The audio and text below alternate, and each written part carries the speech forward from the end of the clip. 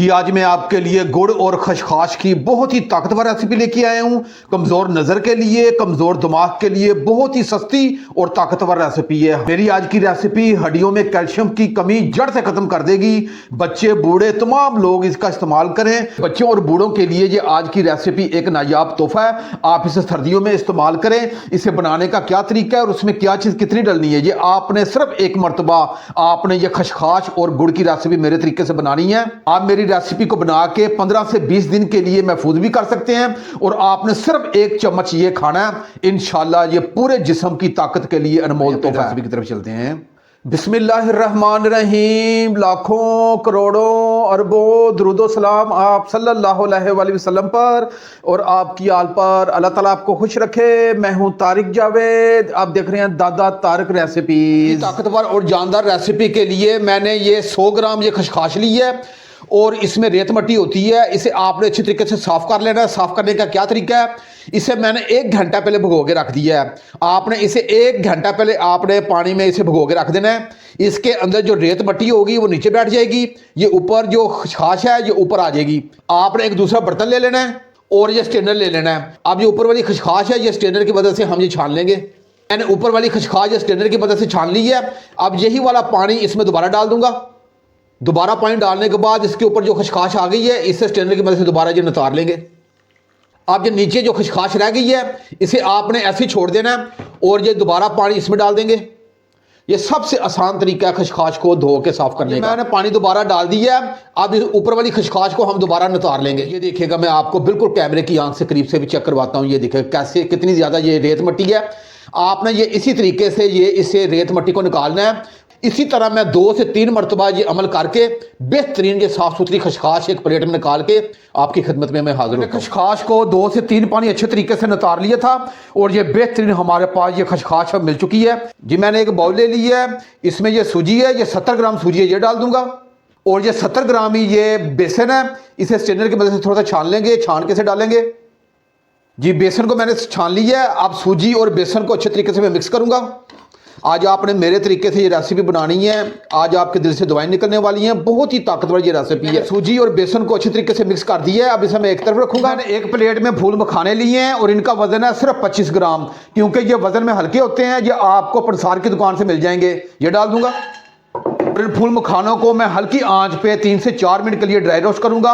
और ये फूल मखाने सिर्फ 50 रुपए के आए हैं। फूल मखाने के बहुत फ़ायदे हैं। अल्लाह पाक ने इसमें बहुत ज़्यादा ग़िज़ाइयत रखी है। ख़वातीनों हज़रात के लिए और बच्चों के लिए किसी नेमत से कम नहीं है। साबी कमज़ोरी के लिए, दिमागी कमज़ोरी के लिए, हड्डियों की कमज़ोरी के लिए, आयरन की कमी के लिए, जिस्मानी दर्दों के लिए, कमर दर्द के लिए बहुत ही ज़बरदस्त चीज़ है। और सबसे ज़्यादा इसमें कैल्शियम पाया जाता है और इसमें गोश्त से ज़्यादा ताकत पाई जाती है।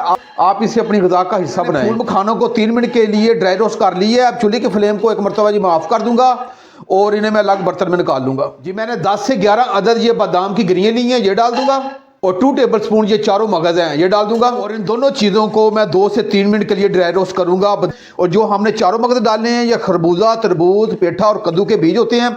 ये भी आपको आसानी के साथ प्रसार की दुकान से मिल जाएंगे। और ये चारों मगज़ हैं ये तकरीबन 30 रुपए के आए हैं। और ये बादाम है ये 50 रुपए के आए हैं। साथ साथ मैं आपको कीमत बता रहा हूँ, बहुत ही कम बजट में ये मैं आज आपको रेसिपी दूंगा। दोनों चीज़ों को 3 से 4 मिनट के लिए ड्राई रोस्ट कर लिया है। चूल्हे की फ्लेम को मैं ऑफ करूंगा। अब इन दोनों चीज़ों को भी मैं उसी प्लेट में निकाल लूंगा जिसमें हमने फूल मखाने ड्राई रोस्ट किए हैं। और अब ये तीनों चीज़ों को मैं ग्राइंडर जार में डाल के इसका एक बारीक सा सफ़ूफ बना लूंगा। और सफ़ूफ बना के फिर मैं आपको चेक भी करवाता हूँ। जी मैंने तमाम चीज़ों को ग्राइंडर जार में डाल के इसका एक बारीक सा सफ़ूफ बना लिया है। और मैं आपको बिल्कुल कैमरे की आंख से करीब से भी आपको चेक करवा रहा हूँ। अब इसे मैं एक तरफ रखूंगा। जी चूल्हे की फ्लेम को मैंने ऑन कर लिया है। ऊपर सॉस पैन चढ़ा लिया है। अब इसमें 2 गिलास पानी डालूंगा। पानी डालने के बाद मैंने ये गुड़ लिया है। कोशिश करनी है कि आपने चीनी का इस्तेमाल नहीं करना, क्योंकि आज की रेसिपी को बहुत ताकतवर बनाना है, इसलिए आपने गुड़ का इस्तेमाल करना है। मैंने जो 120 ग्राम ये गुड़ लिया है और गुड़ भी आपने थोड़ा सा गहरे कलर का लेना है। गुड़ में डाल दूंगा इसमें और इसे 4 से 5 मिनट के लिए मैं मीडियम आंच पे से पकाऊंगा। ये गुड़ हमारा मेल्ट हो जाएगा और ये बेहतरीन हमारे पास ये शीरा कवाम तैयार हो जाएगा। गुड़ को मुझे पकाते हुए 5 से 6 मिनट हो गए हैं और ये गुड़ हमारा मेल्ट हो चुका है। गुड़ को आपने ज़्यादा पकाना नहीं है, सिर्फ इसका हमें शीरा चाहिए। इसे हमने गाढ़ा नहीं करना, 1 तार 2 तार इसका शीरा नहीं बनाना। इसका चूल्हे की फ्लेम को मैं ऑफ करूंगा और इसे एक तरफ करूंगा। जी, चूल्हे की फ्लेम को मैंने ऑन कर लिया है और आंच को मैंने मीडियम रखा है। ऊपर कढ़ाई रख ली है, देसी घी लिया है। आपने कोशिश करनी है कि आज की रेसिपी में आप देसी घी का इस्तेमाल करें। अगर देसी घी नहीं है तो फिर आप जो घर में ऑयल या डालडा घी इस्तेमाल करते हैं वो ले लें। अब इसमें 5 टेबल स्पून ये देसी घी डालूंगा। देसी घी हमारा मेल्ट हो चुका है। अब ये हमारी साफ सुथरी ये खसखाश है, ये मैं इसमें डाल दूंगा। खसखाश डालने के बाद इसे मैं 4 से 5 मिनट के लिए इस देसी घी में इसे फ्राई करूंगा। खसखाश का आप इस्तेमाल किया करें, ये नज़र के लिए, दिमाग के लिए, बल्कि पूरे जिस्म के पट्ठों के लिए बहुत ही ताकतवर चीज़ है। और जिन लोगों को रात को नींद नहीं आती, नींद ना आने की शिकायत करते हैं, तो वो ये रेसिपी इस्तेमाल करें, ये भी शिकायत दूर हो जाएगी। मैंने खसखाश को देसी घी में 4 से 5 मिनट के लिए अच्छे तरीके से इसे फ्राई कर लिया है। अब ये हमारे पास बेसन और सूजी थी, ये डाल देंगे। और बेसन और सूजी डालने के बाद इसे मैं अच्छे तरीके से मिक्स करूंगा। और मिक्स करने के बाद इसकी 3 से 4 मिनट अच्छे तरीके से इसकी भुनाई करूंगा। इस सूजी और बेसन को 4 से 5 मिनट के लिए अच्छे तरीके से इस देसी घी में फ्राई कर लिया है। और ये बेहतरीन हमारी सूजी और बेसन फ्राई हो चुके हैं। और इस वक्त बहुत ही प्यारी सी खुशबू जो फ्राई करते वक्त आती है वो आनी शुरू हो गई है। इसका मतलब है कि ये हमारी तमाम चीज़ें अच्छे तरीके से ये फ्राई हो चुकी हैं। और मैं आपको चम्मच से चेक भी करवाता हूँ करीब से, ये देखिएगा।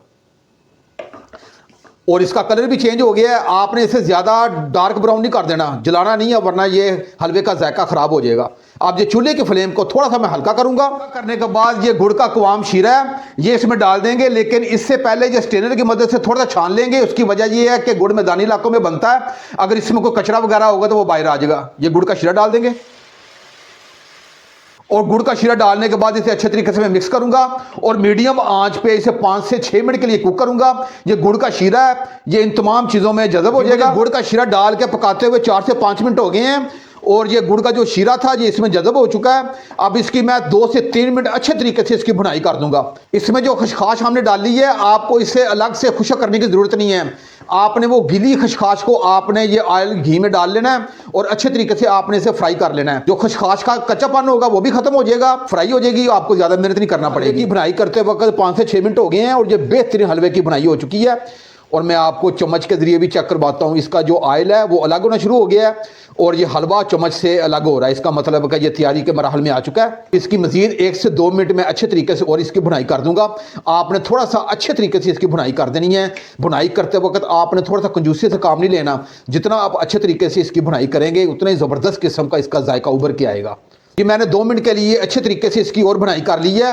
अब ये ऑप्शनल है, मेरे पास ये घर में पड़े हुए थे। ये किशमिश है, ये 1 टेबल स्पून है, ये डाल दूंगा।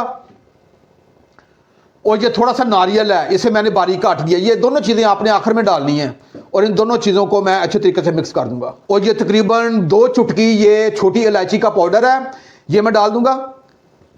अगर आपके पास छोटी इलायची का पाउडर ना हो तो फिर आपने जो शुरू में मैंने ऑयल डाला है उसे गर्म करके आपने 3 अदद ये छोटी इलायची उनके मुंह खोल के डाल देने हैं। खोपरा और किशमिश को अच्छे तरीके से मिक्स कर दिया। अब ये सबसे आखिर में ये ग्राइंड किए हुए हमारे खुश्क मेवाजात हैं, ये मैं डाल दूंगा। ये आपने सबसे आखिर में डालना है क्योंकि हमने इसे तमाम चीज़ों को ड्राई रोस्ट कर दिया और ये मैं अच्छे तरीके से इसे मिक्स कर दूंगा। ऐसी ज़बरदस्त हो, ये ताकतवर रेसिपी है। आप ये बनाइएगा, खुद भी खाएं और बच्चों को भी खिलाएं और बुज़ुर्गों को भी खिलाएं। सर्दियों में बुज़ुर्ग सबसे ज़्यादा परेशान हो जाते हैं। आपने सिर्फ एक मरतबा ये मेरी रेसिपी मेरे तरीके से बनानी है। आपने इसी तरीके से आप बार बार ये रेसिपी बनाएंगे। चूल्हे के फ्लेम को मैं ऑफ़ करूँगा और ऑफ करने के बाद मैं आपको बिल्कुल करीब से प्लेट में डाल के भी चेक करवाता हूं। प्लेट ले लीजिए और कैमरे को बिल्कुल मैं करीब लेके आ गया हूं। ये हमारा ताकतवर खसखाश का हलवा है, मैं बिल्कुल करीब से आपको चेक करवा रहा हूं।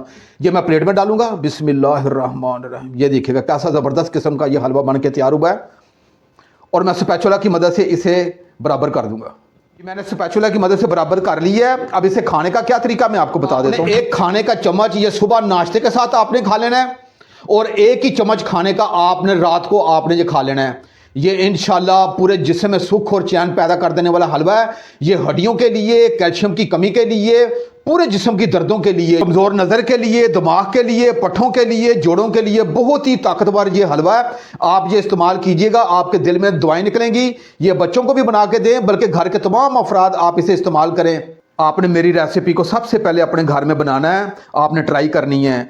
अगर ये मेरी रेसिपी आपको अच्छी लगे तो मेरी रेसिपी को आगे भी लोगों के साथ शेयर किया करें ताकि लोगों का और भी भला हो सके। बहुत ही ताकतवर और ये जानदार रेसिपी है। अगर ये मेरी रेसिपी आपको अच्छी लगे तो मेरे चैनल को आप ज़रूर सब्सक्राइब कर दिया करें और साथ जो घंटी का बटन है उसे आप लाजमी प्रेस किया करें ताकि मेरी हर नई आने वाली वीडियो आप तक पहुँचती रहे। अब अपने भाई तारिक को इजाज़त दें। इंशाल्लाह मैं एक नई रेसिपी के साथ हाजिर हूँगा। अपना बहुत ख्याल रखिएगा। अल्लाह हाफिज़।